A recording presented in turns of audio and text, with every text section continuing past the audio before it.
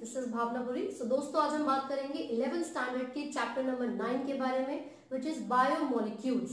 मैंने बहुत सारे स्टूडेंट्स के कमेंट्स पढ़े थे, तो मैंने देखा कि काफी सारे बच्चे वो हैं जो कि बायोमोलिक्यूल्स पर वीडियो चाहते हैं, तो इसीलिए मैं आज बायोमोलिक्यूल्स को कवर करूंगी। इसके जितने भी इंपॉर्टेंट क्वेश्चंस 11th स्टैंडर्ड के हिसाब से या फिर नीट के हिसाब से बन सकते हैं, मैं वो सारे क्वेश्चंस यहाँ पर डिस्कस करूंगी। राइट, तो आई होप आप बहुत अच्छे से सारी वीडियोस भी देख रहे हैं। जो नीट के एस्पिरेंट्स हैं, जो नीट प्रिपेयर कर रहे हैं नीट के लिए, वो सभी स्टूडेंट्स डे वाइज वीडियोस देखें, वो उनके लिए बहुत बेनिफिशियल रहेगा। जैसे ही आप उन वीडियोस को देखते हो, आप उसके बाद उनकी प्रैक्टिस करें, एमसीक्यूज करें, आप टेस्ट लोगे तो आपको पता चलेगा कि हम किस लेवल पर। राइट, तो चलिए स्टार्ट करते हैं अपना चैप्टर बायोमोलिक्यूल्स। बेसिकली बायोमोलिक्यूल्स, यहाँ पर दो वर्ड है अलग अलग, बायो एंड मॉलिक्यूल्स। बायो का मतलब क्या है? लिविंग। तो बेसिकली हम कह सकते हैं कि लिविंग ऑर्गेनिजम्स के अंदर मिलने वाले जो मॉलिक्यूल्स होते हैं, मॉलिक्यूल्स वो कार्बन, जो भी कार्बन के कंपाउंड्स होते हैं वो हो सकते हैं, उसके अलावा कुछ इनऑर्गेनिक कंपाउंड हो सकते हैं। राइट, तो हमें ये पता है कि किसी भी लिविंग ऑर्गेनिज्म के अंदर जो ऑर्गेनाइजेशन होता है वो स्टार्ट होता है सेल्यूलर लेवल से। ठीक है, वैसे सब माइक्रोस्कोपिक लेवल भी हम पढ़ेंगे, लेकिन मैं बेसिक बता रही हूँ आपको। तो सबसे पहले जो सेल्स होते हैं ये मिलकर कंपोज करेंगे, बनाएंगे किसको? मॉलिक्यूल्स को। फिर उसके बाद उनके जो फंक्शंस है वो हमें पढ़ने होंगे। तो अगर मैं यहाँ पर बात करूं कि जितने भी लिविंग ऑर्गेनिजम्स हैं वो किससे बने हुए हैं? सेल्स से बने हुए हैं। और सेल्स जब एक साथ जुड़ेंगे तो स्पेसिफिकली वो बहुत सारे मॉलिक्यूल्स के साथ काम करेंगे। तो ये जो लिविंग ऑर्गेनिजम्स में मिलने वाले, यानी कि सेल्स जिसकी हम बात करें, लिविंग ऑर्गेनिजम्स चाहे वो कोई भी लेवल ऑफ ऑर्गेनाइजेशन हो, लिविंग ऑर्गेनिजम्स में मिलने वाले जो कार्बन कंटेनिंग कंपाउंड्स हैं उनको हम बायोमोलिक्यूल्स कहते हैं। Right, the carbon containing compounds या जो भी सब्सटेंसेस होते हैं, carbon containing substances which are found in a living tissue, उसे हम क्या बोलते हैं? बायोमोलिक्यूल। ठीक है, तो बायो का मतलब ही लिविंग है, तो यहां से हमें पता चला कि किसी भी लिविंग टिश्यू में मिलने वाले जो कार्बन कंटेनिंग कंपाउंड्स हैं वो बायोमोलिक्यूल्स होते हैं। करेक्ट। अब ये जो मॉलिक्यूल्स हैं इनको हम दो कैटेगरीज में डिवाइड कर सकते हैं, ऑर्गेनिक और इनऑर्गेनिक। अब ये जो दो कैटेगरीज है, ऑर्गेनिक और इनऑर्गेनिक, अब कौन कौन से ऐसे कंपाउंड्स हैं जो कि ऑर्गेनिक मॉलिक्यूल्स की कैटेगरी में आ सकते हैं? आपको ये पता होगा, जैसे प्रोटीन्स है, कार्बोहाइड्रेट्स है, फैट्स है, इन सबको हम कौन सी कैटेगरी के अंदर डालते हैं? ऑर्गेनिक मैटर या फिर ऑर्गेनिक मॉलिक्यूल्स की। तो यहाँ पर हम मेंशन कर रहे हैं प्रोटीन्स, कार्बोहाइड्रेट्स, यहाँ पर कार्बोहाइड्रेट्स, या फिर आप यहाँ पर सैकराइड्स लिख सकते हैं, शुगर के लिए यूज किया जाता है ये वर्ड। ठीक है, अमीनो एसिड्स भी इसी के अंदर आएंगे, इसी के साथ साथ फैट्स भी इसी के अंदर आते हैं, न्यूक्लिक एसिड भी इसी के अंदर आते हैं। अब न्यूक्लिक एसिड क्या है? जो डीऑक्सीराइबोन्यूक्लिक एसिड है या जो राइबोन्यूक्लिक एसिड है, यानी कि डीएनए और आरएनए, वो भी किस तरीके के कंपाउंड्स हैं या फिर किस तरीके के मॉलिक्यूल्स हैं? These are organic molecules. तो इसके अंदर न्यूक्लिक एसिड में आप डीएनए और आरएनए दोनों को पढ़ोगे।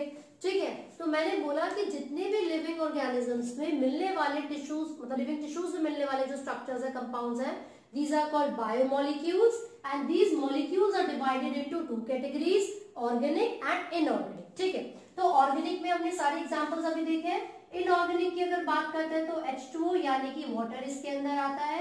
राइट, फिर इसके बाद हम किसकी बात करेंगे? जितने भी मिनरल आयंस होते हैं वो भी इसी के अंदर आएंगे। तो मिनरल आयंस और वाटर H2, ये दोनों इनऑर्गेनिक मॉलिक्यूल्स होते हैं जो कि एक लिविंग टिश्यू में या लिविंग ऑर्गेनिज्म में मिलेंगे। करेक्ट, तो हमें ये पता चलेगा, चलो बायोमोलिक्यूल्स क्या है। इसका मतलब है इस पूरे चैप्टर में आप थॉरली पढ़ोगे इन सभी ऑर्गेनिक और इनऑर्गेनिक कंपाउंड्स के बारे में। इनऑर्गेनिक जो भी यहाँ पर वाटर और मिनरल आयंस है, ऑर्गेनिक में जो proteins, carbohydrates, amino acids, fats, इन सब के बारे में पढ़ेंगे।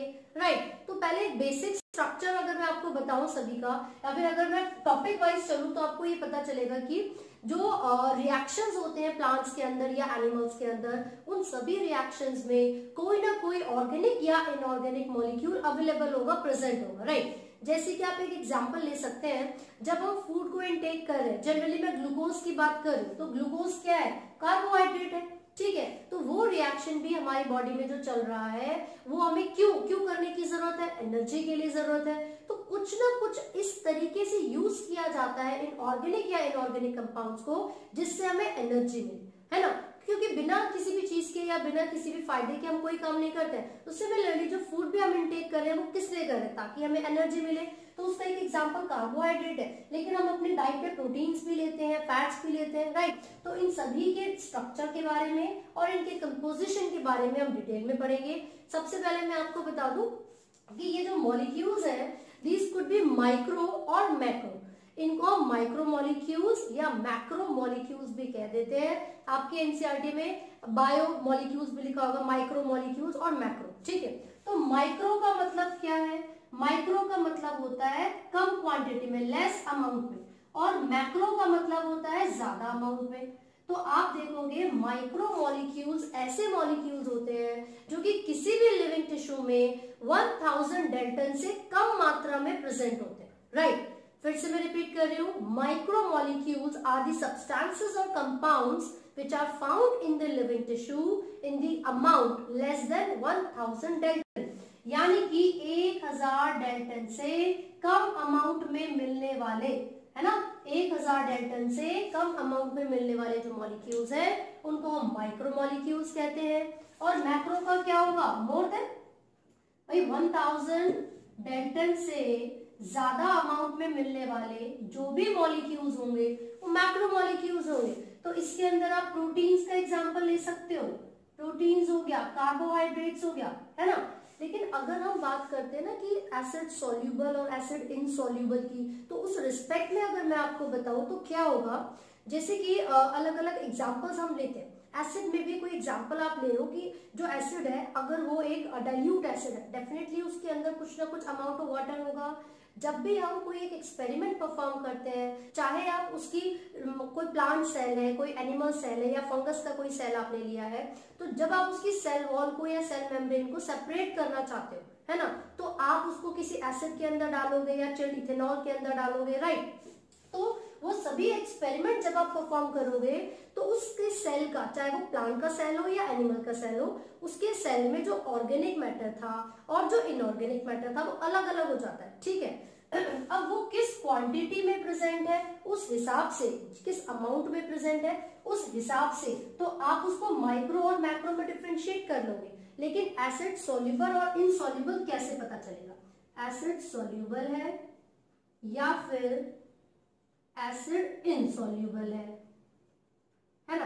देखो, अगर मैं स्पेसिफिकली लिपिड्स के बारे में बात करूं, क्योंकि नीट में जो क्वेश्चन पूछा जाता है वो लिपिड्स के रिस्पेक्ट में पूछा जाता है। अगर लिपिड्स के बारे में बात करते हैं तो क्योंकि वो डिसॉल्व नहीं हो पाते हैं, एसिड के वाटर कंपोजिशन में, इसीलिए उनको एसिड इनसॉल्युबल कहा जाता है। क्या कहा जाता है? एसिड इनसॉल्युबल, है ना। लेकिन जितने भी मैक्रो मॉलिक्यूल्स होंगे वो सभी एसिड इनसॉल्युबल होते हैं, राइट। बट अभी मैंने बोला कि लिपिड्स भी एसिड इनसॉल्युबल है, बट अगर देखा जाए तो लिपिड्स को हम डालते हैं माइक्रो की कैटेगरी में। तो ऐसा क्यों होता है ना। इसलिए होता है क्योंकि जो लिपिड्स है उनका जो अमाउंट है वो 18 से 800 यानी कि 18 से 800 डाल्टन के बीच में होगा। इसका मतलब है वो माइक्रो मॉलिक्यूल है, राइट। लेकिन फिर वो एसिड इनसॉल्युबल कैसे हो गया? वो एसिड इनसॉल्युबल इसलिए क्योंकि देखो, जब भी हम किसी टिश्यू को ग्राइंड करेंगे तो उसका जो सेल स्ट्रक्चर है वो पूरा डिस्ट्रॉय हो जाएगा। हम किसी सेल्स को आप डिस्टर्ब कर रहे हो, उसका स्ट्रक्चर है वो ब्रेक डाउन हो रहा है, तो जो उसकी सेल मेम्ब्रेन होगी वो सेपरेट हो जाएगी। और क्योंकि आपको पता है कि lipid bi lipid layer cell membrane का एक कंपोजिशन है ना, तो ये जो लिपिड्स है ये जुड़ा हुआ रहता है उन वेसिकल्स में या उन वेसल्स में जो कि सेल मेम्ब्रेन के सेपरेट होने पर बन जाती है। जब आपने टिश्यू को ग्राइंड किया, उसकी सेल मेम्ब्रेन सेपरेट हो गई, सेल मेम्ब्रेन में लिपिड्स भी थे, बहुत सारे अलग अलग मैक्रोमोलिक्यूल्स भी थे। जब ये लिपिड्स उन मैक्रोमोलिक्यूल्स के साथ जुड़ा रहेगा तो वो डिसॉल्व नहीं हो पाएगा, किसमें? एसिड में। इसीलिए उसको एसिड इनसॉल्युबल कहा जाता है। लेकिन इट इज किसमें? डिवाइडेड अंडर द कैटेगरी कौन सी? Bio micro molecules, right. तो ये बायो माइक्रो मॉलिक्यूल्स है जिनका अमाउंट इतना होगा, ये बायो मैक्रो मॉलिक्यूल्स है जिनका अमाउंट 1000 डाल्टन से ज्यादा होगा, ठीक है। बायो मैक्रोमोलिक्यूल्स एसिड इनसॉल्युबल होते हैं और बायो माइक्रोमोलिक्यूल्स एसिड सॉल्युबल होंगे। लेकिन अभी मैंने एक तरीके से एक्सेप्शन समझाई है आपको लिपिड्स की। क्यों? क्योंकि लिपिड्स एसिड इनसॉल्युबल है। कब होंगे? जब सेल मेम्ब्रेन सेपरेट हो जाएगी, वेसल्स की फॉर्मेशन हो जाएगी, मतलब जब लिपिड्स जुड़ा हुआ होगा किसी प्रोटीन या किसी दूसरे मैक्रोमोलिक्यूल्स के साथ। करेक्ट। अब अगर हम आगे बात करें तो मेटाबोलाइट्स के बारे में बात करें। देखो एक वर्ड है मेटाबॉलिज्म। मेटाबॉलिज्म का मतलब क्या होता है? केमिकल रिएक्शंस जो कि किसी भी लिविंग ऑर्गेनिजम्स के अंदर चल रहे हैं। ठीक है। अब यहाँ पर मेटाबोलाइट्स क्या होते हैं? भाई वो सब्सटेंसेस जो कि केमिकल रिएक्शंस करवा रहे हैं या फिर वो सब्सटेंसेस जो किसी ना किसी तरीके से प्लांट्स में, एनिमल्स में या किसी भी लिविंग ऑर्गेनिजम्स के अंदर मिलते हैं। राइट। तो देखिए ये जो मेटाबोलाइट्स हैं इनको हमने दो कैटेगरीज में डिवाइड किया हुआ है, प्राइमरी मेटाबोलाइट्स और सेकेंडरी मेटाबोलाइट्स। पहले मैं आपको बता दूं ये होते क्या है, फिर हम उनके एग्जांपल्स को डिटेल में डिस्कस करेंगे। ठीक है। तो देखिए प्राइमरी मेटाबोलाइट्स और सेकेंडरी मेटाबोलाइट्स क्या है। यहाँ पर हमने जो ये दो कैटेगरी लिखी हुई है ये किस बेसिस पर है आपको ये याद रखना है। प्राइमरी मेटाबोलाइट्स कुछ ऐसे सब्सटेंसेस होते हैं, कुछ ऐसे कंपाउंड्स होते हैं जो कि सिंथेसाइज होंगे लिविंग ऑर्गेनिजम्स में और एक स्पेसिफिक फंक्शन को परफॉर्म करेंगे। मतलब कोई ना कोई रोल है उनका कि भाई मुझे प्रोटीन की फॉर्मेशन करनी है। मान लो अमीनो एसिड है, उसको पता है क्या करना है, प्रोटीन फॉर्मेशन करनी है। या प्रोटीन्स को पता है कि भैया या कोई एंजाइम है उसे पता है कि मुझे ब्रेक डाउन करवाना है या कैटालिटिक एक्टिविटी परफॉर्म करनी है। ठीक है। तो प्राइमरी मेटाबोलाइट्स जितने भी होंगे इन सभी का जो रोल होता है वो स्पेसिफिक होता है, सबके फंक्शन फिक्स्ड होते हैं। राइट। लेकिन ये जो सेकेंडरी मेटाबोलाइट्स होते हैं है ना, इनका क्या होगा? मेटाबोलाइट्स। तो इनका क्या होगा? इनका कोई भी फंक्शन यानी कि रोल अभी तक नोन नहीं है, या फिर मैं बोलूंगी इनका कोई भी रोल स्पेसिफिक नहीं है। कुछ एग्जांपल्स ले लेते हैं। अगर प्राइमरी मेटाबोलाइट्स की बात आप करोगे तो जो प्रोटीन्स होते हैं, कार्बोहाइड्रेट्स होते हैं, या मैं यहाँ पर अमीनो एसिड्स लिख देती हूँ, अमीनो एसिड्स। तो ये अमीनो एसिड्स ही तो कंपोजिशन है किसके? प्रोटीन को ही तो बनाएंगे। कार्बोहाइड्रेट्स हो गया, फैट्स हो गया, इसके साथ आप न्यूक्लिक एसिड ले सकते हो। ठीक है। तो ये सभी के सभी ऑल ऑफ दीज जो कंपाउंड्स मैंने यहाँ पे मेंशन किए हैं, all these compounds are categorised under primary metabolites. ऐसा क्यों है? क्योंकि इन सभी का एक स्पेसिफिक रोल है। राइट। जैसे कि प्रोटीन हो गया, तो प्रोटीन का क्या रोल होगा? हमारी जो पूरी बॉडी की अगर हम बात करेंगे उसका कंपोजिशन होता है ना। अगर कार्बोहाइड्रेट्स के बारे में बात की जाए तो ब्रेक डाउन जब होगा इन सैकराइड्स का, कार्बोहाइड्रेट का, तो एनर्जी मिलती है, एटीपी की फॉर्मेशन होती है। ठीक है। फैट्स के बारे में ये भी एनर्जी प्रोवाइड करने के लिए जरूरी है। साथ साथ लिपिड्स का एग्जांपल आप इसमें ले सकते हो जो कि जरूरी होता है सेल मेम्ब्रेन की फॉर्मेशन के लिए। तो सबका कुछ ना कुछ स्पेसिफिक रोल मेंशन है। ठीक है। न्यूक्लिक एसिड्स की बात कर लो यानी कि डीएनए आरएनए की बात कर लो, तो डीएनए आरएनए क्या है? जेनेटिक मटेरियल है। ये रिस्पॉन्सिबल है किस चीज के लिए? ये रिस्पॉन्सिबल है जेनेटिक इंफॉर्मेशन को कैरी करने के लिए। राइट। दैट मीन्स सबका रोल हमें पता चल गया। ठीक है। आपसे नीट में भी पूछा जाता है which of the following is not categorised under secondary metabolite या फिर which is not categorised under primary metabolite. तो आपको इनके एग्जांपल सारे याद होने चाहिए। एक चार्ट बना हुआ है सेकेंडरी मेटाबोलाइट का, बल्कि मेटाबोलाइट्स का ही चार्ट बना हुआ है पूरा। तो वो जब आप चार्ट पढ़ोगे उसमें से कोई भी एग्जांपल आपसे नीट में पूछा जा सकता है। अभी मैं वो चार्ट भी बनाऊंगी। पहले हम यहाँ पर देख लेते हैं कुछ सिंपल एग्जांपल। देखो एल्कलॉइड्स के एग्जांपल आपको दे रखे हैं, उसमें निकोटीन का एग्जांपल दे रखा है। तो सेकेंडरी मेटाबोलाइट में मॉर्फिन ले लो। ठीक है। इसके अलावा आप एग्जांपल ले सकते हो, कैफीन का एग्जांपल ले सकते हो। भाई किसके अंदर मिलते हैं और क्यों मिलते हैं? हमें पता है ना कैफीन प्रेजेंट होता है टी लीव्स के अंदर। तो ये जो कैफीन है वो प्लांट्स के लिए एक तरीके से वेस्ट है, क्योंकि उन्हें ये पता है आफ्टर सर्टेन टाइम जो कैफीन प्लांट के किसी काम का नहीं है, जब पत्तियां झड़ेंगी, जैसे ही लीव्स गिर जाएंगी तो कैफीन जो वेस्ट था वो भी चला जाएगा। समझ रहे हो? तो प्लांट्स के लिए तो कैफीन का एज सच कोई रोल नहीं है। स्पाइसेस यानी कि जो मसाले होते हैं उनका, ठीक है, उनका भी कोई स्पेसिफिक रोल प्लांट्स के लिए तो नहीं है, because these are the compounds which are synthesised in the plants. Right. तो यहाँ पर स्पाइसेस हो गया, मॉर्फिन और कैफीन हो गया, निकोटीन का एग्जांपल हम यहाँ पर ले सकते हैं। अभी जो निकोटीन है जो कि एक एल्कलॉइड की तरह काम करेगा, क्या ये प्लांट के अंदर कोई स्पेसिफिक रोल प्ले कर रहा है? नहीं कर रहा है। राइट। रबर हो गया, ऑयल हो गया, हालांकि जो एसेंशियल ऑयल है ये हम लोगों के लिए, ह्यूमन वेलफेयर के लिए बहुत जरूरी है, राइट। लेकिन क्या प्लांट्स इनका यूज कर रहे हैं अपने किसी मेटाबॉलिज्म में? नहीं कर रहे, समझो। तो ये उनके लिए एक तरीके से वेस्ट हो गया। तो क्योंकि इन सभी कंपाउंड्स का जो रोल है, जो फंक्शन है, it is not specific, it is not known. अगर बोला जाए तो अभी तक प्लांट्स के लिए इन सभी spices, nicotine, rubber, oil, morphine, इन सब का क्या रोल है अभी तक नहीं पता चला। इसीलिए बोला जाता है these are secondary metabolites that do not perform या that do not have a specific role, और ये प्राइमरी मेटाबोलाइट्स है जो कि एक स्पेसिफिक रोल परफॉर्म करेंगे लिविंग ऑर्गेनिजम्स, राइट। तो अब हम आगे बढ़ेंगे। अब इसके साथ अगर मैं बात करूं तो ये तो हमने बेसिक स्ट्रक्चर्स देख लिए हैं, लेकिन जो मिनरल आयंस होते हैं जो कि, या मिनरल एलिमेंट्स होते हैं जो कि प्रेजेंट होंगे प्लांट्स में या एनिमल्स में, तो इनका जो नंबर है वो वेरी करता है ना। लगभग 17 मिनरल आयंस ऐसे होते हैं जो कि प्लांट्स के अंदर मिलेंगे और जो एनिमल्स के अंदर मिलेंगे, और जो 24 होते हैं वो प्लांट्स के अंदर मिलते हैं, ठीक है।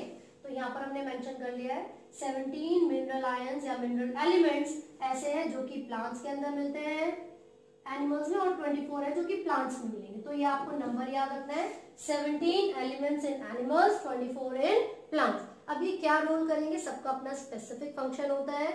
जैसे कि अगर मैं बात करूं, नॉर्मली किसी की सेल की कंपोजिशन के बारे में बात करते हैं, या प्लांट्स के बारे में अगर हम बात करेंगे, तो उनके अंदर क्या होगा, जो सेल के अंदर जो सबसे ज्यादा मिलने वाला जो एलिमेंट है या जो आयन है, जनरली सभी के सेल्स में वो पोटेशियम होता है, ठीक है। अब अगर प्लांट्स के लिए स्पेसिफिकली बात करोगे तो सबसे ज्यादा अबंडेंट जो होता है, मैं सिर्फ साइटोप्लाज्म की बात नहीं कर रही हूँ, थ्रू आउट द बॉडी वो कैल्शियम होता है। तो आपको कैल्शियम याद रखना है, ठीक है।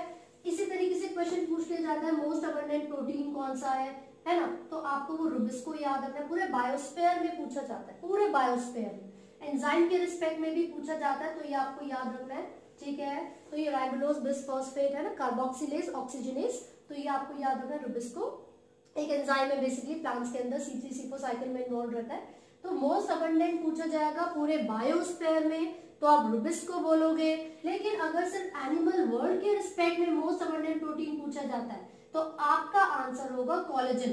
तो आपका आंसर होगा कोलेजन, राइट। तो ये बहुत इंपॉर्टेंट है नीट के रिस्पेक्ट में, क्योंकि ये क्वेश्चन कई बार पूछा गया है, लेकिन बच्चे कंफ्यूज हो जाते हैं। देखो, जब यहाँ पर खाली प्लांट लिखा हो तो भी रुबिस्को आएगा, बायोस्फीयर लिखा हो, मैं यहाँ पर मेंशन कर रही हूँ बायोस्फीयर, तो भी रुबिस्को ही आएगा।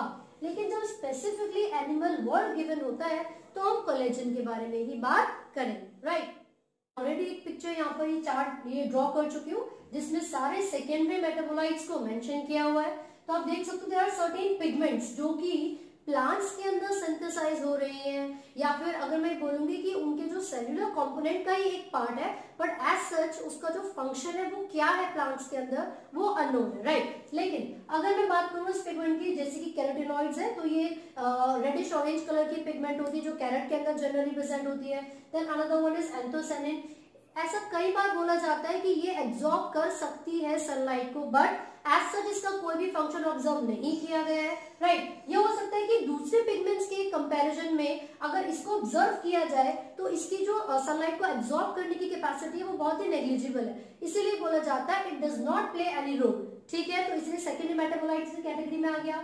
एल्कलॉइड्स में मॉर्फिन और कोडीन का एग्जांपल मैंने आपको भी बताया था कि जो मॉर्फिन है हालांकि उनके लिए कोई बहुत ज्यादा यूजफुल नहीं है, वो सिर्फ एक वेस्ट प्रोडक्ट की तरह स्टोर हो जाते हैं and then these are just released out, ठीक है। ये टापिनॉइड्स होते हैं जिसमें मोनो और डायटरपीन्स का एग्जांपल है। कुछ एसेंशियल ऑयल्स है जैसे कि लेमन ग्रास ऑयल, ये मैंने बताया कि ह्यूमन वेलफेयर के लिए जरूरी है, but what role do they have in plants it is unknown, right. तो इसके बाद टॉक्सिन्स हैं, आर्बिन एंड रिसिन, लेक्टिन्स हैं जिसका एग्जांपल आपको यहाँ पर दिया हुआ है। फिर उसके बाद ड्रग्स में भी बहुत सारे दो एग्जांपल्स ऐसे गिवन है यहाँ पर, विनब्लास्टन का और क्यूक्यूमिन। एंड देन पॉलीमरिक जो सब्सटेंसेस है उसमें रबर हो गया, गम हो गया, सेल्यूलोज हो गया। तो these are some secondary metabolites which are found or which are synthesized in the organisms, but they do not have a specific role. इनका किसी भी मेटाबॉलिज्म में या किसी दूसरे रिएक्शन में कोई भी स्पेसिफिक रोल नहीं होता है, राइट। और अब अगर मैं मिनरल एलिमेंट्स के बारे में बात करूं तो कुछ मिनरल एलिमेंट्स जो कि प्लांट्स और एनिमल्स में प्रेजेंट होते हैं वो एक स्पेसिफिक नंबर में प्रेजेंट होंगे, ठीक है। जैसे कि प्लांट्स के अंदर अगर हम बात करते हैं सो दे हैव 17 एलिमेंट्स। अगर एनिमल्स के अंदर बात करेंगे तो उनके अंदर 24 एलिमेंट्स होते हैं। ये सभी मिनरल एलिमेंट्स प्लांट्स में और एनिमल्स में अलग अलग फंक्शन या अलग अलग रोल प्ले करेंगे। और इसी के बेसिस पर मैं बताऊं कि जो अबंडेंट होता है, जो कोई एक ऐसा एलिमेंट जो बहुत ज्यादा मात्रा में प्रेजेंट हो, जैसे प्लांट्स के रिस्पेक्ट में अगर हम बात करें तो कैल्शियम है जो कि बहुत ज्यादा मिलेगा। लेकिन सेल्यूलर कंपोनेंट या साइटोप्लाज्म के अंदर जो सबसे ज्यादा अबंडेंट है, देखो कैल्शियम तो एक ऐसा एलिमेंट हो गया जो कि पूरे प्लांट में, जैसे अगर हम बात करें दो सेल्स के बीच में जो जंक्शन है, या फिर आप बात कर सकते हो कैल्शियम पैक्टेट की, मिडल लेमेला की, तो उस रिस्पेक्ट में कैल्शियम पूरे प्लांट में बहुत ज्यादा होता है, ठीक है। और ये सेल मेम्ब्रेन की भी जो कंपोजिशन का एक पोर्शन होता है, एक पार्ट होता है, तो इसीलिए अबंडेंट हो गया है। लेकिन अगर मैं सेल के अंदर यानी कि साइटोप्लाज्मिक कंटेंट की बात करूं तो वो कौन सा एलिमेंट होगा जो कि सबसे अबंडेंट होगा? So that would be calcium, ये पोटेशियम, तो वो K+ होगा जो कि सबसे ज्यादा होता है। जो कैल्शियम है वो तो मेम्ब्रेन का एक कंपोनेंट होगा और पूरे प्लांट में सबसे ज्यादा होगा। लेकिन सिर्फ और सिर्फ साइटोप्लाज्म के अंदर कौन सा सबसे ज्यादा होता है? वो पोटेशियम होता है, ठीक है। अब इसके साथ साथ यहाँ पर एक एग्जाम्पल अगर ले लिया जाए तो जैसे मोस्ट अबंडेंट प्रोटीन अगर आपसे पूछा जाएगा पूरे बायोस्फीयर में या फिर लिविंग वर्ल्ड में आपसे पूछा जाता है तो आप क्या बताओगे? या फिर लिविंग वर्ल्ड में यहाँ पर मेंशन कर रही हूँ लिविंग वर्ल्ड, तो फिर आप बताओगे कि रुबिस्को एक ऐसा प्रोटीन है या एंजाइम है जो कि सबसे ज्यादा अबंडेंट है, मतलब सबसे ज्यादा मात्रा में मिलेगा। रुबिस्को प्लांट्स के अंदर सबसे ज्यादा होता है। तो अगर ये क्वेश्चन आ गया, नीट में भी पूछा जाएगा, ये मैं फिर से बता रही हूँ, अगर लिविंग वर्ल्ड में अबंडेंट पूछा है, बायोस्फीयर में अबंडेंट पूछा है या प्लांट में अबंडेंट पूछा है, तो भी आपका आंसर यही रहेगा, which is rubisco, right. Ribulose 1,5-बिस्फॉस्फेट, कार्बोक्सिलेज, ऑक्सीजनेज, तो ये क्या है? ये एक ऐसा एंजाइम है, प्रोटीन है जो कि सबसे ज्यादा मिलता है पूरे बायोस्फीयर में। लेकिन एनिमल वर्ल्ड में अगर आपसे पूछा जाएगा कि एनिमल वर्ल्ड में सबसे ज्यादा कौन सा मिलता है, तो आपको बताना है कोलेजन सबसे ज्यादा मिलता है एनिमल वर्ल्ड में, राइट। बात कर चुके हैं कौन से सबसे ज्यादा मात्रा में मिलने वाले प्रोटीन्स हैं। प्लांट्स के अंदर रुबिस्को और एनिमल वर्ल्ड में पूछा जाएगा तो आप कोलेजन बताएंगे, राइट। तो ये हमने जो टॉपिक्स कवर किए आप ध्यान से इनको पढ़ेंगे क्योंकि नीट में इनमें से काफी सारे क्वेश्चंस पूछे जाते हैं। अब हम आगे बात कर रहे हैं प्रोटीन्स के बारे में। तो प्रोटीन के जब बेसिक कंपोजिशन के बारे में बात होती है तो किससे मिलकर बने हुए हैं? What is the basic unit of protein? Amino acids, right. तो उसके लिए हमें सबसे पहले जो अमीनो एसिड्स हैं उनके स्ट्रक्चर के बारे में पता होना चाहिए।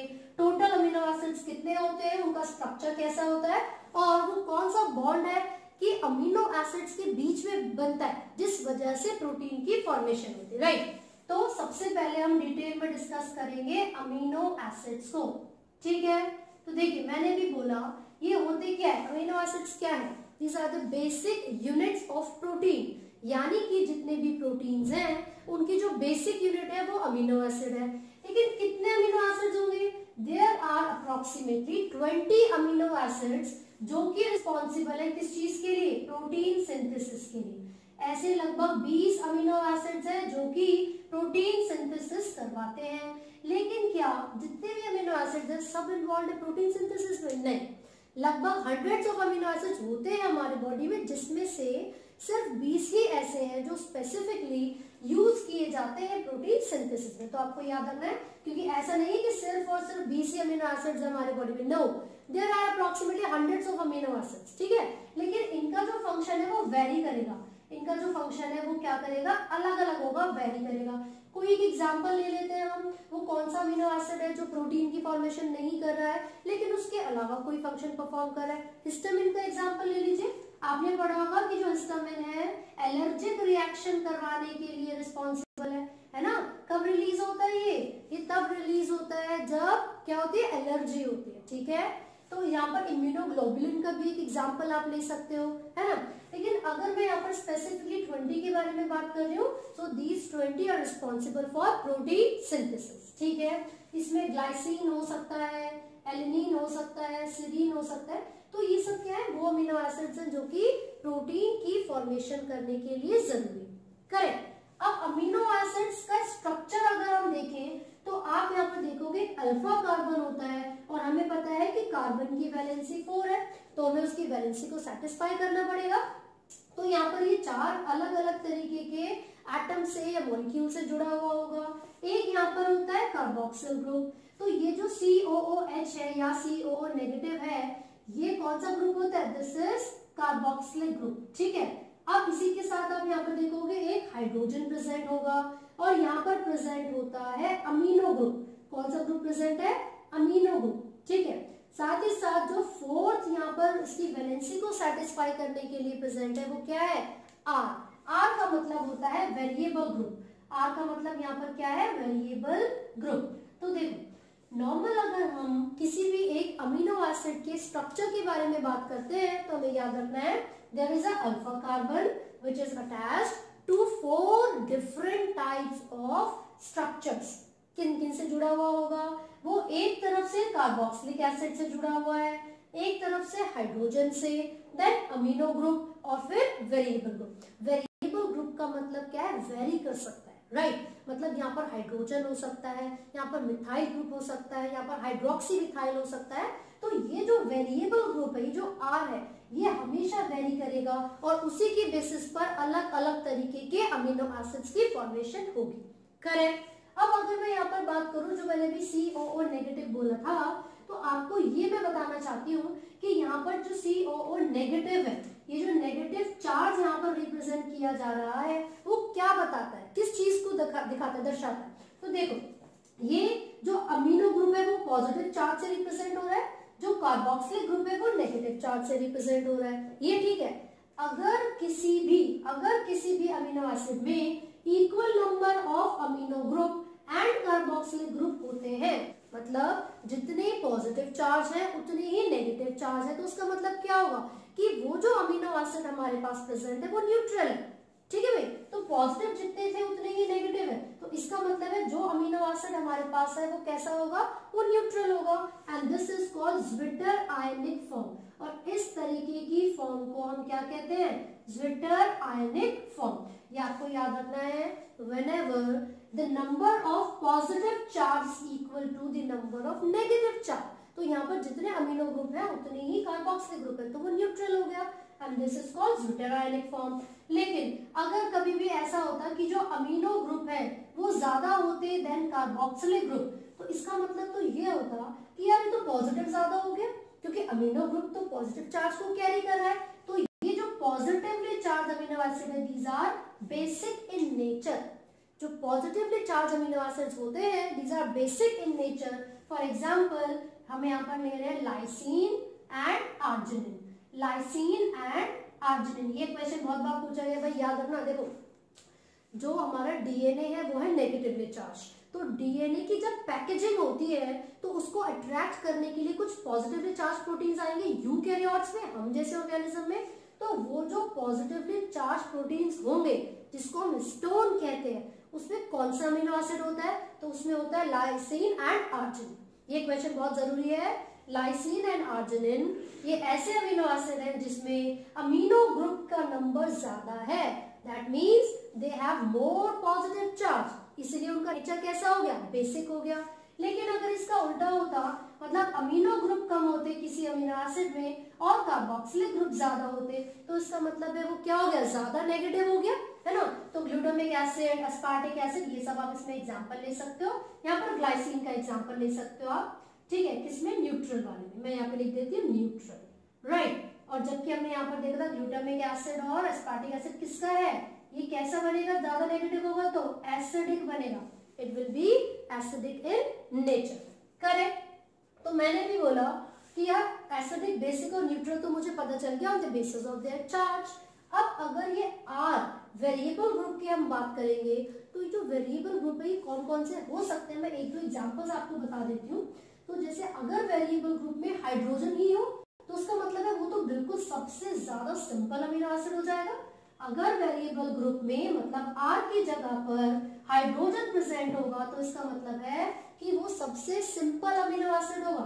तो हम यहाँ पर देख लेते हैं, एक अमीनो एसिड का स्ट्रक्चर हम बना रहे हैं और ये स्ट्रक्चर बन गया। यहाँ पर आर की जगह मैंने क्या रखा है? H, यानी कि हाइड्रोजन। इस अमीनो एसिड को, सिंपलेस्ट अमीनो एसिड को हम कहते हैं ग्लाइसिन, राइट। लेकिन अगर इसी की जगह पर अगर यहाँ पर वेरिएबल ग्रुप यानी कि R की जगह पर कुछ और मैं प्लेस कर दूं, मान लीजिए मैंने यहाँ पर CH3 प्लेस कर दिया, CH3 मतलब मिथाइल ग्रुप अगर मैंने यहाँ पर लगा दिया है, तो अब ये कौन सा अमीनो एसिड बनेगा, इसको जो इसका नाम होता है वो क्या होता है, एलिनीन, इसका नाम होता है एलिनीन। ठीक है, अब इसके बाद मैं एक और एग्जांपल जो मैं एनसीईआरटी की बेसिस पर आपको समझा रही हूँ, तीनों एग्जांपल्स मैं आपको करवा रही हूँ, और जो नीट में भी क्वेश्चंस पूछे जाते हैं वो यही पूछा जाता है कि एलिनीन में जो वेरिएबल ग्रुप है वो क्या है। तो आपको बताना होगा कि वो CH3 होगा, एंड अनदर वन इज जिसमें हम हाइड्रोक्सी मिथाइल लेंगे, और हाइड्रोक्सी मिथाइल किसमें प्रेजेंट होता है, ये प्रेजेंट होता है सीरीन में, ये किसमें प्रेजेंट होगा, सीरीन, राइट। तो ये तीनों अमीनो एसिड्स आपको अच्छे से याद करने हैं क्योंकि इन्हीं में से क्वेश्चंस पूछा जाता है। ठीक है, अब आगे बढ़ते हैं फटाफट से। आप सिंपल सी बात है भाई, मैंने बोला प्रोटीन की बेसिक यूनिट अमीनो एसिड है।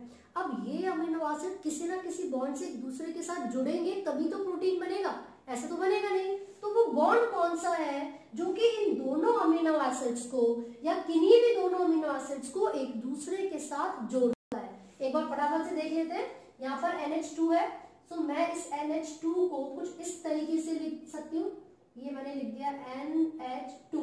ठीक है, यहाँ पर COO है, यहाँ पर COO है, लेकिन इसके साथ कौन सा चार्ज है, नेगेटिव। लेकिन ऐसा होता है कि जब ये नेगेटिव चार्ज नहीं होगा तो यहाँ पर H प्रेजेंट होगा जो कि कवर करता है उसकी वैलेंसी को।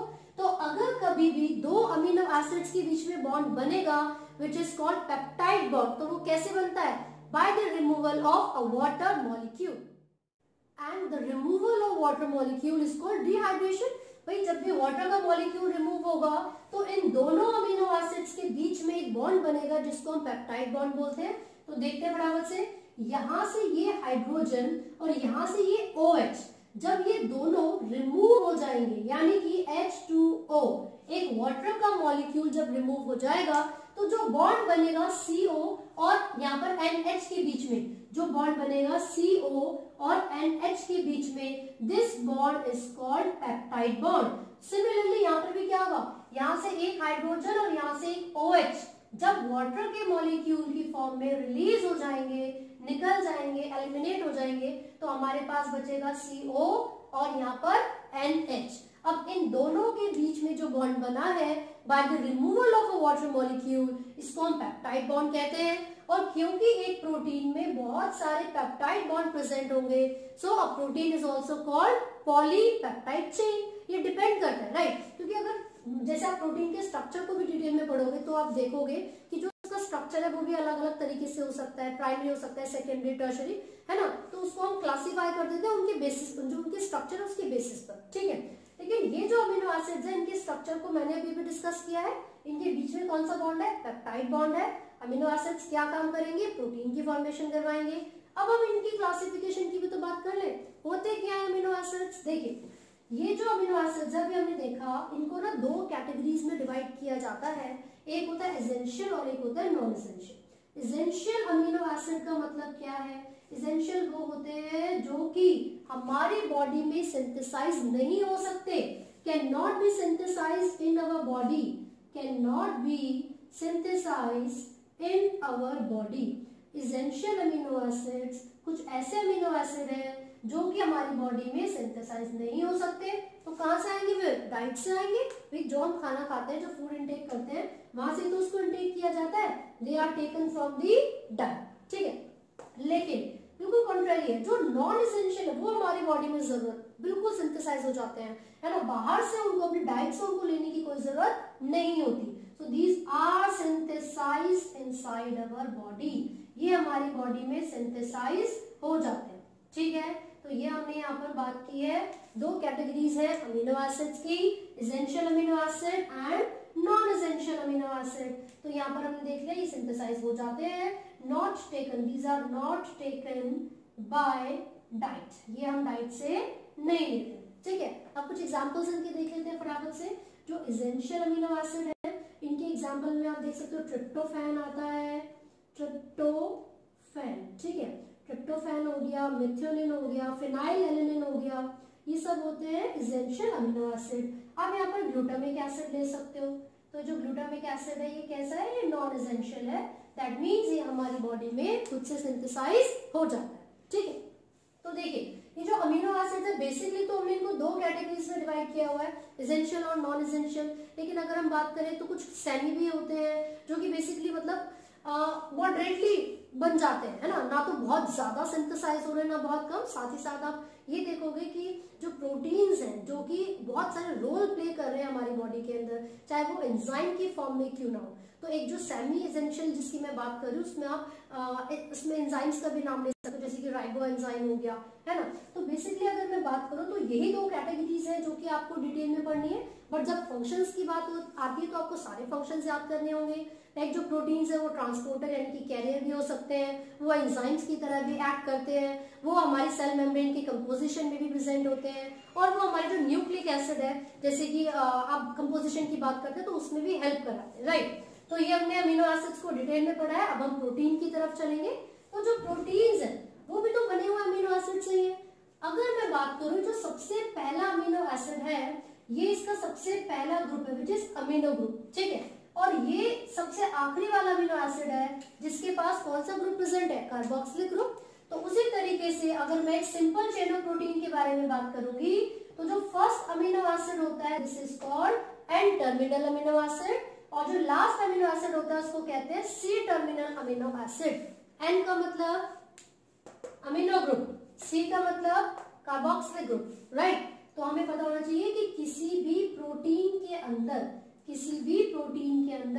The first amino acid is represented as N terminal and the last is represented as C terminal, ठीक है। तो अभी हमने देखा कि जो प्रोटीन्स हैं these are long chains of amino acids, यानी कि बहुत सारे जब अमीनो एसिड आपस में पेप्टाइड बॉन्ड से जुड़ेंगे तो एक प्रोटीन बनेगा, ठीक है। तो हमने इसलिए उसको पॉलीपेप्टाइड चेन भी बोल दिया है, राइट। अब अगर मैं बोलूं कि जो अगर एक ही तरीके के यूनिट से मिलकर बना हो तो वो मोनोमेरिक होगा, मोनोमेरिक हो सकता है, मोनो का मतलब वन है ना। लेकिन अगर बहुत सारी अलग अलग यूनिट से मिलकर बना होगा तो उसको हम पॉलीमेरिक भी बोल सकते हैं। तो इट इज अ पॉलीमर, तो जो प्रोटीन है उसको हम पॉलीमर भी बोलेंगे, ठीक है। साथ साथ आपको ये याद रखना है कि जो प्रोटीन्स है वो हमेशा हेट्रोपॉलीमर होते हैं। जो प्रोटीन्स होते हैं वो हमेशा हेट्रोपॉलीमर होते हैं। यहाँ पर मोनोमेरिक प्रोटीन से मेरा मतलब था कि एक ही यूनिट से वो जो पर्टिकुलर प्रोटीन है जिसकी मैं बात कर रही हूँ वो बना हुआ है ना। तो इसमें आप यहाँ पर इंसुलिन का एग्जाम्पल ले सकते हो, ठीक है। अब उसके अलावा जो हेट्रोपॉलीमर की हम यहाँ पर बात करें, हेट्रो मतलब क्या, डिफरेंट। अब इसमें एग्जाम्पल ले लो किसका, हीमोग्लोबिन का ले लो, ठीक है। तो यहाँ पर होमो और हेट्रो, होमो नहीं होते हैं, दीज आर नेवर होमोपॉलीमरिक। मतलब होमोपॉलीमरिक से मेरा मतलब ये है ऐसे नहीं कि बहुत सारे छोटे सेम तरीके के अमीनो एसिड्स आपस में जुड़ेंगे, ऐसा नहीं होता। हमेशा डिफरेंट अमीनो एसिड्स कंबाइन करते हैं तो उसको हम कहते हैं हेट्रोपॉलीमर्स। तो प्रोटीन्स आर हेट्रोपॉलीमर्स। ये असर्शन और रीजनिंग में क्वेश्चन कई बार पूछा जाता है तो आप इसको जरूर पढ़ें कि जो प्रोटीन्स है वो क्या होते हैं, हेट्रोपॉलीमर होते हैं, ठीक है। सिंगल यूनिट से बने तो मोनोमेरिक, बहुत सारे यूनिट से बने तो पॉलीमेरिक, सिंपल। अब हम बात कर रहे हैं कि इनको किस तरीके से क्लासिफाई किया जाता है। जो प्रोटीन्स हैं these have been classified on the basis of their structure। तो प्रोटीन्स को किसके बेसिस पर हमने क्लासिफाई किया है, बेस्ड ऑन देयर स्ट्रक्चर। तो अब देख लेते हैं फटाफट से किस किस तरीके से हमने क्लासिफाई किया है प्रोटीन्स को। तो देखिए सबसे पहले हम बात कर रहे हैं जो प्रोटीन का स्ट्रक्चर है वो प्राइमरी स्ट्रक्चर होता है। प्राइमरी स्ट्रक्चर में आप देखोगे जितने भी अमीनो एसिड्स होते हैं these are arranged in a linear form. किस तरीके से प्रेजेंट है सारे अमीनो एसिड, मैंने ABCD से अमीनो एसिड्स को रिप्रेजेंट किया है, ठीक है। मान लीजिए बहुत सारे अमीनो एसिड्स हैं जो कि एक लीनियर चेन 180 डिग्री के एंगल पे अरेंज्ड है। तो मैंने बोला था जो फर्स्ट अमीनो एसिड होगा वो एन टर्मिनल और जो लास्ट अमीनो एसिड होगा वो सी टर्मिनल होगा, ठीक है। तो यहाँ पर जब भी एक लीनियर चेन बनती है तो वो चेन बनेगी कैसे, कौन से बॉन्ड प्रेजेंट है इनके बीच में, पेप्टाइड बॉन्ड प्रेजेंट है। तो आपको याद रखना है कि जो प्राइमरी स्ट्रक्चर होता है प्रोटीन का उसमें सिर्फ और सिर्फ पेप्टाइड बॉन्ड इन्वॉल्व होते हैं। और ये जो बॉन्ड है कैसे बने भाई, वाटर के रिमूवल से बने हैं, है ना। किस किस के बीच में बने हैं, amino group of one amino acid and carboxylic group of another amino acid, ये आपको याद रखना है ना। तो जब वाटर का मॉलिक्यूल रिमूव होता है उसको डिहाइड्रेशन कहते हैं और सिर्फ यहाँ पर एक ही बॉन्ड बनेगा अमीनो एसिड्स के बीच में, वो कौन सा कहलाएगा, पेप्टाइड बॉन्ड। तो क्योंकि बहुत सारे अमीनो एसिड्स हैं तो बहुत सारे पेप्टाइड बॉन्ड होंगे, इसीलिए प्रोटीन को हमने पॉलीपेप्टाइड चेन बोल दिया। ये समझ में आया। फिर इसके बाद अगर दूसरा एक एग्जांपल ले ले सेकेंडरी स्ट्रक्चर की। अच्छा, इनके एग्जांपल के बारे में भी बात करेंगे, एक साथ सबके एग्जांपल बताती हूँ। जो प्राइमरी स्ट्रक्चर था वो लीनियर था, लेकिन जो सेकेंडरी स्ट्रक्चर होता है वो दो तरीके से प्रेजेंट हो सकता है। एक तो होता है अल्फा हेलिक्स की फॉर्म में और दूसरा होता है बीटा प्लीटेड शेप, ठीक है, लेयर एक तरीके से। तो जो अल्फा हेलिक्स है वो इस तरीके से होगा, इसमें बहुत सारे क्या है, ये पेप्टाइड बॉन्ड होंगे अमीनो एसिड्स के बीच में, है ना। और जो नीट का क्वेश्चन है वो ये है, हमेशा राइट हैंडेड हेलिक्स बनेगा। कैसा हेलिक्स बनेगा? राइट हैंडेड हेलिक्स बनेगा, आपको ये याद रखना है, ठीक है। तो अल्फा हेलिक्स में बहुत सारे अमीनो एसिड्स एक दूसरे से प्रोटीन जो मतलब पेप्टाइड बॉन्ड है उससे जुड़े हुए, ये तो हो गया अल्फा हेलिक्स। जब बीटा प्लीटेड शेप की बात होती है तो उसमें इस तरीके से होता है कि दो चेन्स आपको दिख रही हैं, ठीक है। एक चेन का ये जो अमीनो एसिड है वो दूसरे के मतलब दूसरी चेन के अमीनो एसिड के साथ जुड़ा होगा।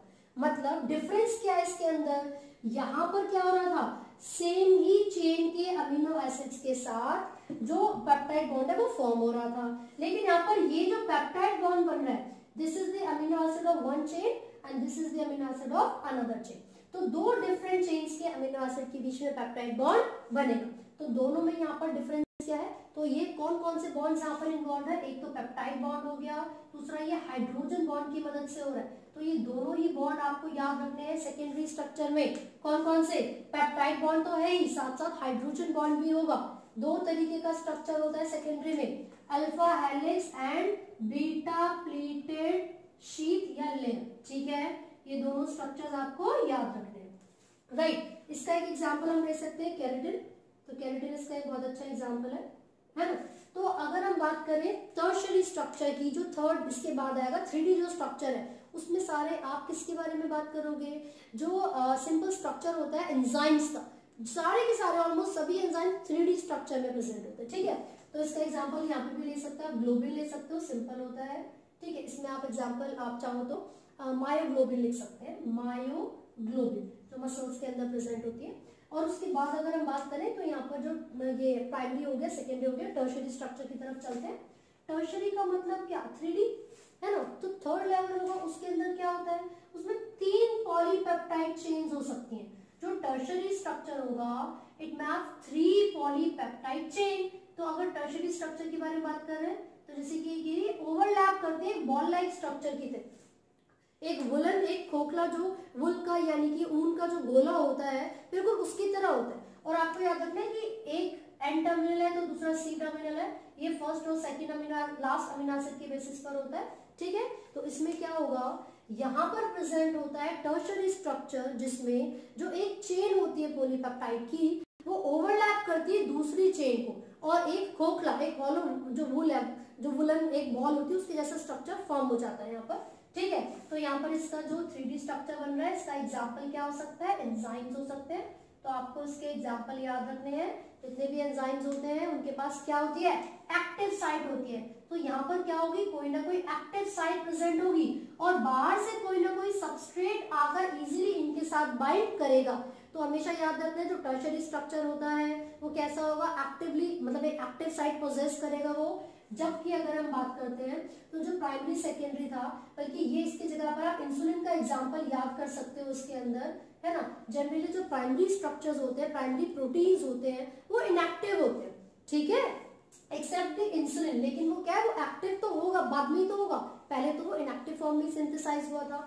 फिर यहाँ पर टर्शियरी स्ट्रक्चर में हमने एंजाइम्स देख लिया है। देखिए यहाँ पर क्या होता है, जो एक्टिव साइट प्रेजेंट है उससे आके सबस्ट्रेट बाइंड करेगा। तो पेप्टाइड बॉन्ड तो ऑलरेडी अमीनो एसिड्स के बीच में है, और क्योंकि वो 3 चेन्स आपस में जुड़ रहे हैं तो हाइड्रोजन बॉन्ड भी होता है। इसी के साथ साथ यहाँ पर आयोनिक बॉन्ड भी फॉर्म होते हैं, इसी के साथ साथ यहाँ पर आयोनिक बॉन्ड भी फॉर्म होंगे। अब इसके बाद हम फोर्थ की किसके बारे में बात करें, क्वाटरनरी स्ट्रक्चर के बारे में। तो जो क्वाटरनरी स्ट्रक्चर होता है इसमें क्या होगा, 4 पॉलीपेप्टाइड चेन एक दूसरे के साथ प्रेजेंट होंगी। और इसके एग्जांपल में आप किसको ले सकते हैं, हीमोग्लोबिन को ले सकते हैं, है ना। इसका एग्जांपल में हम क्या ले सकते हैं, हीमोग्लोबिन ले सकते हैं, क्योंकि हीमोग्लोबिन में 4 चेन्स प्रेजेंट होती हैं, 2 अल्फा और 2 बीटा। तो इसका एग्जांपल क्या हो गया, हीमोग्लोबिन। हीमोग्लोबिन, इसमें आपको आपका क्वेश्चन है ये, नंबर ऑफ अमीनो एसिड्स कितने होते हैं दोनों अल्फा और दोनों बीटा चेन्स में, ये आपको आंसर करना है। क्वेश्चन कई बार पूछा जाता है, ये जो क्वार्टिनरी स्ट्रक्चर है उसका एग्जांपल क्या है, हीमोग्लोबिन। हीमोग्लोबिन में 2 अल्फा चेन्स होती है, 2 बीटा चेन्स होती है। कोर जो सेंटर होता है उसमें आयरन यानी कि Fe प्रेजेंट होगा। इनके पास भी आयनिक बॉन्ड होता है, हाइड्रोजन बॉन्ड होता है और पेप्टाइड बॉन्ड होता है। इन सभी बॉन्ड्स की जो यूजेज है, एक तरीके से इन्वॉल्वमेंट होती है इसके अंदर। और on the basis of their structure जितने भी प्रोटीन्स है वो इन्हीं 4 कैटेगरीज के अंदर डिवाइड किए गए हैं। आई होप आपको ये समझ में आ रहा है। तो इसी के साथ जो प्रोटीन जो हमारा टॉपिक है वो खत्म होता है। सो जो अगला टॉपिक हम डिस्कस कर रहे हैं वो लिपिड्स है। तो आपका जो चैप्टर है बायोमोलिक्यूल्स, उसमें से जो टॉपिक्स मैंने अभी डिस्कस किए वो कौन कौन से हैं। सबसे पहले हम मेटाबोलाइट्स को डिस्कस कर चुके हैं, प्रोटीन्स हमने डिस्कस कर लिया है और अब हम बात कर रहे हैं लिपिड्स के बारे में। तो यहाँ पर कुछ कैरेक्टरिस्टिक फीचर्स मैंने लिखे हुए लिपिड्स के विचार। ये जो लिपिड्स है वो हेट्रोजेनियस मॉलिक्यूल्स होते हैं। हेट्रो का मतलब क्या है, हेट्रो मतलब डिफरेंट होता है ना, ऐसा नहीं है इनका कंपोजिशन हमेशा सेम रहेगा या फिर एक ही तरीके की यूनिट से मिलकर ही हमेशा बने होंगे। और जो हेट्रोजीनियस का मतलब क्या है, देखो हेट्रो का मतलब डिफरेंट हमें पता चल गया। आपने 2 तरीके के सॉल्यूशन पढ़े होंगे, होमो और हेट्रो।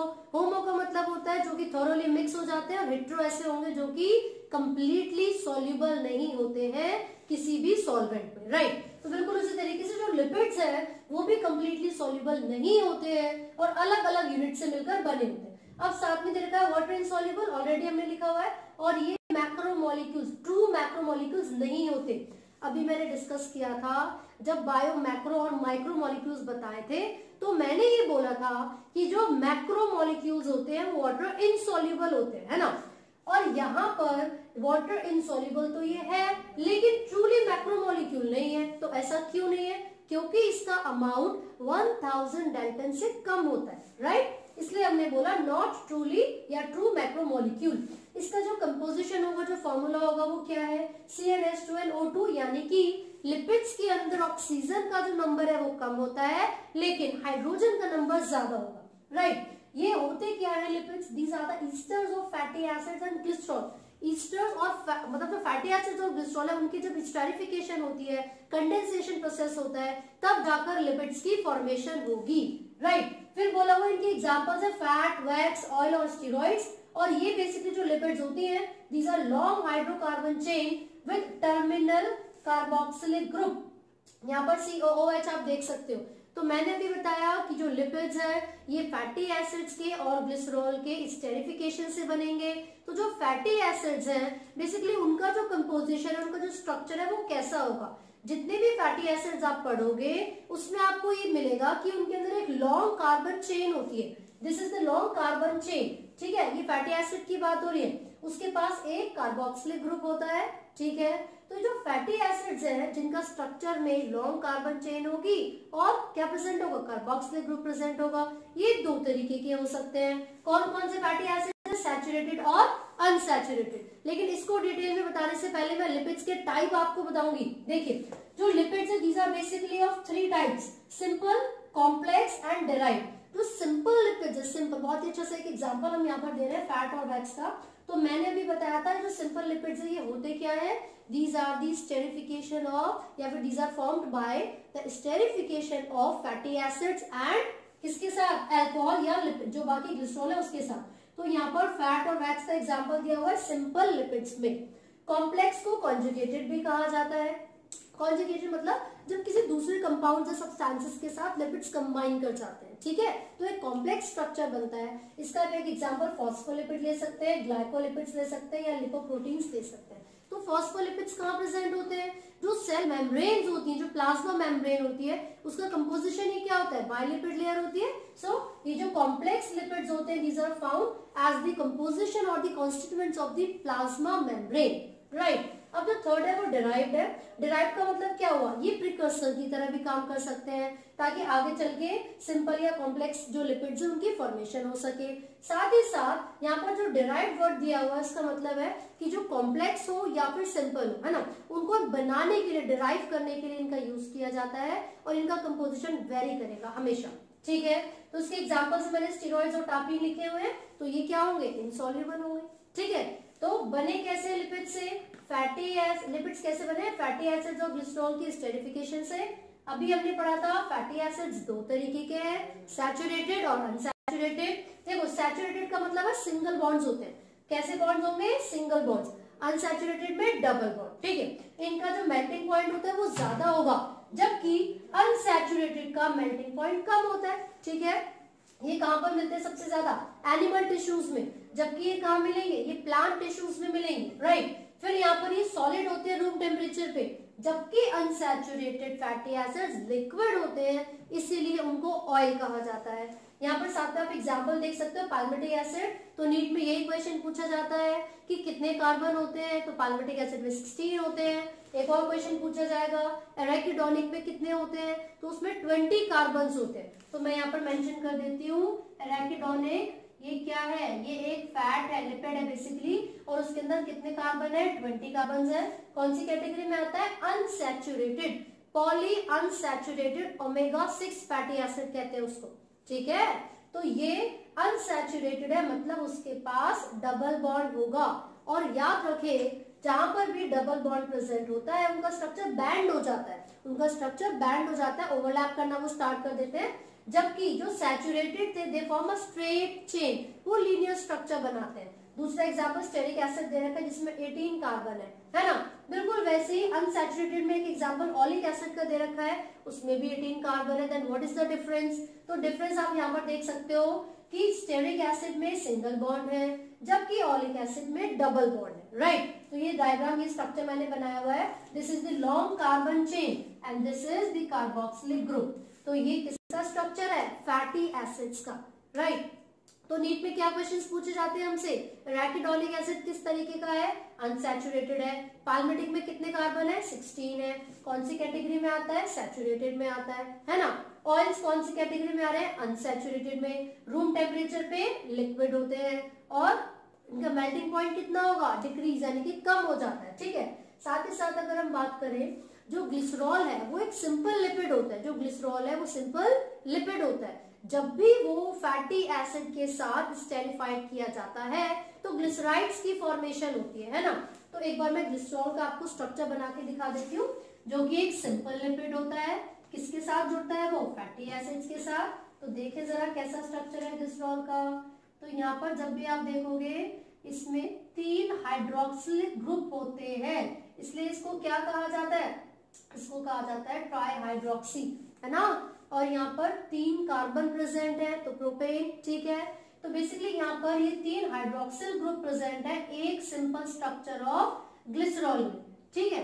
लेकिन अगर इसके साथ कोई एक फैटी एसिड आके जुड़ जाए, अगर इसके साथ कोई एक फैटी एसिड आके जुड़ जाए तो ये क्या कहलाएगा, इसको बोलेंगे मोनोग्लिसराइड, मोनोग्लिसराइड। जब 2 फैटी एसिड्स आके जुड़ेंगे तो उसको बोलेंगे डाइग्लिसराइड। लेकिन जब 3 फैटी एसिड आके इसके साथ जुड़ेंगे तो उसको बोलेंगे ट्राइग्लिसराइड। तो मेडिकल में यानी कि नीट में वही क्वेश्चन पूछा जाएगा इसी तरीके से कि एक ट्राइग्लिसराइड का कंपोजिशन क्या होता है। तो आप बताओगे कि एक ग्लिसरॉल होगा लेकिन उसके अंदर 3 फैटी एसिड होते हैं, 1 glycerol and 3 fatty acids, right. तो ये जो टॉपिक है अभी हमने डिस्कस किया है लिपिड्स, आई होप आपको समझ में आया हो। आपको सारे जो क्वेश्चंस मैंने डिस्कस किए वो डिटेल में पढ़ने हैं। जब आप एनसीईआरटी करोगे और एमसीक्यूज ट्राई करोगे तो आप आसानी से अटेम्प्ट कर सकते हो। So all the very best, thank you.